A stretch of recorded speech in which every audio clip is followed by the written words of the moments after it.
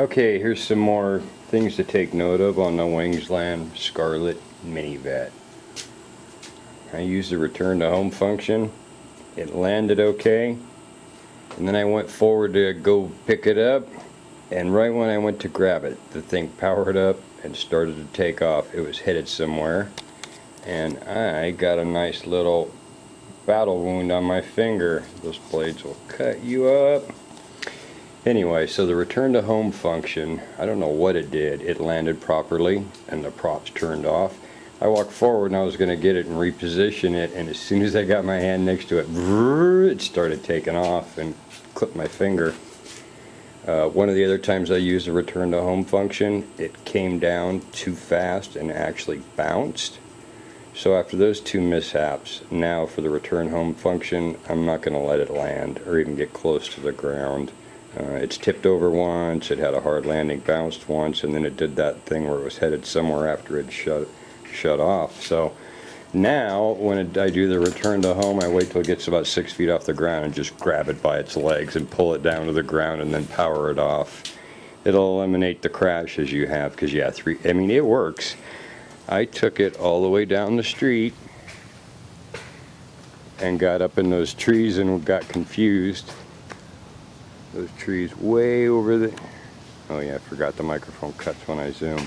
Anyway, I took it all the way down the street, and it was about at the top of those tree heights. And I hit return to home. It climbed above the trees. It came right to where it was supposed to. It took off in the middle of the street. But it climbed really high, and then the wind is headed that direction. So it took it quite a while to fight its way back just down the street, and it took itself about 2 telephone poles high before it started heading back. So fighting a headwind, it almost used up all of its battery. I was thinking I was going to have to take it out of RTH mode and just land it in the neighbor's yard, because it didn't look like it was going to make it home, but it did. But yeah, fighting a headwind, it's funny. It's funny to watch it struggle.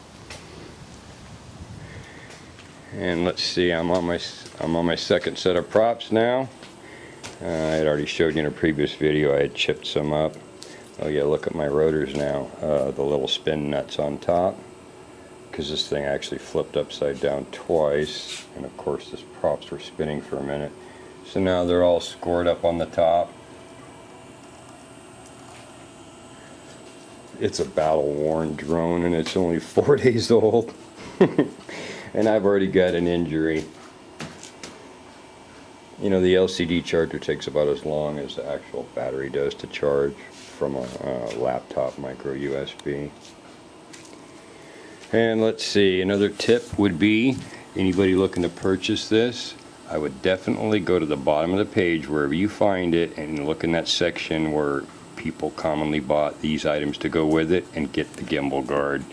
There's a little plate that goes from leg to leg, and that probably would have protected my gimbal.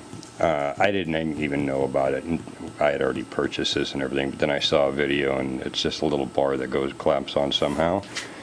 But it covers the bottom, because mine hit where some tree roots were, and the gimbal actually took a bad bounce, and one of the little shock absorbers had dislodged, and I didn't even notice it because it's really small parts. And then my gimbal, when I was trying to calibrate it, it was shaking around.